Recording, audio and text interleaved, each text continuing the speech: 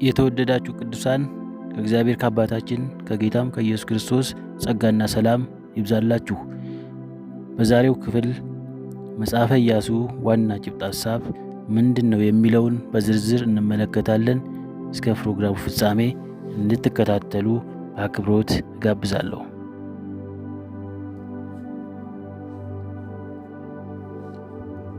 የመጽሐፈ ኢያሱ ዋና መልእክት የእግዚአብሔር ታማኝነትና የእስራኤል ሕዝብ ወደ ተስፋይቱ ምድር መግባታቸውን የሚገልጽ የታሪክ ክፍል ነው።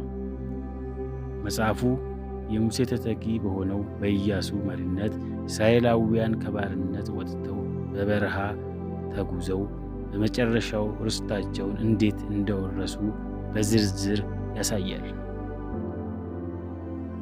መጽሐፉን በሦስት ዋና ዋና ክፍሎች ከፍለን ማየት እንችላለን።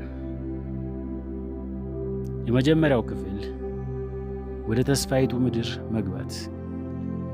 ይህን ክፍል በምዕራፍ 1 እስከ ምዕራፍ 5 የምናገኘው ሲሆን ይህ ክፍል የእግዚአብሔርን መመሪያና የሕዝቡን ዝግጅት ያሳያል። በዚህ ክፍል ውስጥ 3 ዋና ዋና ነጥቦችን ማንሳት እንችላለን። የመጀመሪያው ነጥብ የኢያሱ መጠራት ነው። እግዚአብሔር ለኢያሱ አይዞ በርታ በማለት የሰጠው ብርታትና የሕጉን መጽሐፍ እንዳይለይ የሰጠው ትእዛዝ በኢያሱ ምዕራፍ 1 ቁጥር 8 እስከ 9 እናገኘዋለን። ሁለተኛው ነጥብ ዮርዳኖስን መሻገር። ልክ እንደ ቀይ ባህር ዮርዳኖስ ወንዝ ለሁለት ተከፍሎ ሕዝቡ በደረቅ ምድር ተሻግረዋል። ሦስተኛው ነጥብ የግዝረትና የፋሲካ ባህል። ወደ ጦርነቱ ከመግባታቸው በፊት ሕዝቡ ከእግዚአብሔር ጋር ያላቸውን ቃል ኪዳን አድሰዋል። በሁለተኛው ክፍል ምድሪቱን መውረስ ነው።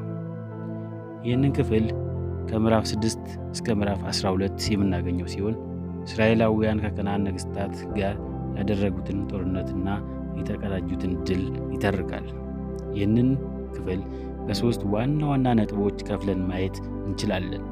የመጀመሪያው ነጥብ የኢያሪኮ መውደቅ፣ በሰው ኃይል ሳይሆን በእግዚአብሔር ታምር የኢያሪኮ ቅጥር መፍረሱ። ሁለተኛው ነጥብ የጋይ መውደቅና የአካን ኃጢአት። ኃጢአት በኅብረት ላይ የሚያመጣውን ሽንፈትና የንስሐ አስፈላጊነት ያሳያል።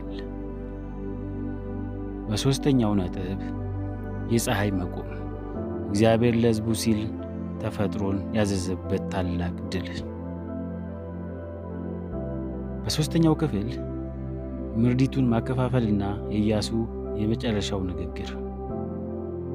ይህንን ክፍል በምዕራፍ 13 እስከ 24 የምናገኝ ሲሆን ይህንንም ክፍል በሦስት ዋና ዋና ነጥቦች መክፈል እንችላለን። የመጀመሪያው ነጥብ ርስት ማከፋፈል። 12ቱ ነገዶች እስራኤላውያን እንደየዕጣቸው ድርሻቸውን ተቀብለዋል። በሁለተኛው ነጥብ የመሸሸጊያ ከተሞች። በስህተት ሰው የገደሉ ሰዎች የሚጠለሉባቸው ከተሞች ተለይተዋል። በሦስተኛው የኢያሱ ምስክርነት። ኢያሱ በሞት አፋፍ ላይ ሆኖ ሕዝቡን እኔና ቤቴ ግን እግዚአብሔርን እናመልካለን በማለት ለፈጣሪ ታማኝ እንዲሆኑ መክሯቸዋል። ኢያሱ ምዕራፍ 24 እስከ ቁጥር 5።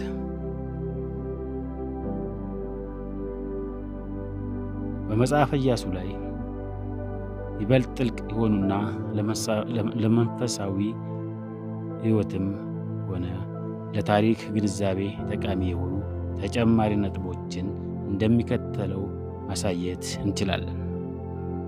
የመጀመሪያው ነጥብ የምድሪቱ ተምሳሌታዊ ትርጉም።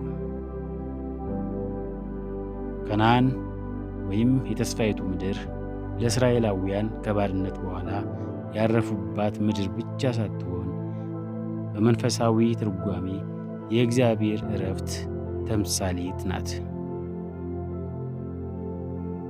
ከግብፅ መውጣትና የድነት ወይም የመዳን ምሳሌ ሲሆን ዮርዳኖስን መሻገርና ከነዓንን መውረስ ደግሞ በአማኝ ሕይወት ውስጥ የሚገኝ የድልና መንፈሳዊ ብስለት ምሳሌ ተደርጎ ይወሰዳል።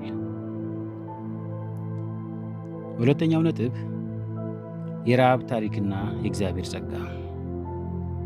በምዕራፍ 2 ላይ የምናገኘው የረሃብ ታሪክ በመጽሐፉ ውስጥ ጥልቅ ቦታ አለው።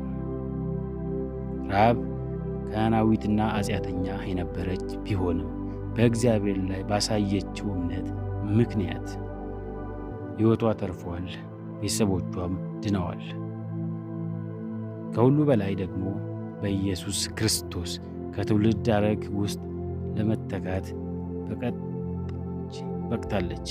ማቴዎስ 1:5 ላይ ይህም የእግዚአብሔር መንግሥት ለሁሉም ሕዝቦች ክፍት መሆኑን ቀድሞ ያሳየ ክስተት ነው።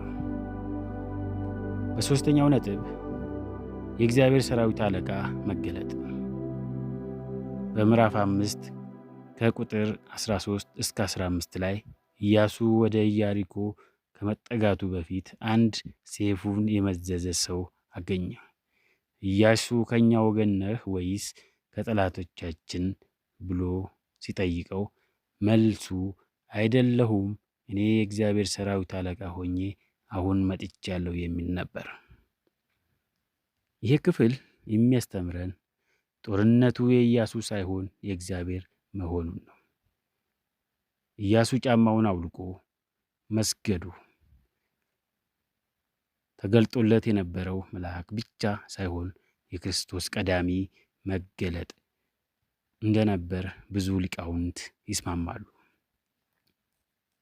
በአራተኛው ነጥብ ላይ ኃጢአትና የጋራ ተጠያቂነት በምዕራፍ 7 ላይ እስራኤላውያን በትንሿ ከተማ በጋይ የተሸነፉት በአካን ግላዊ ስርቆት ምክንያት ነበር።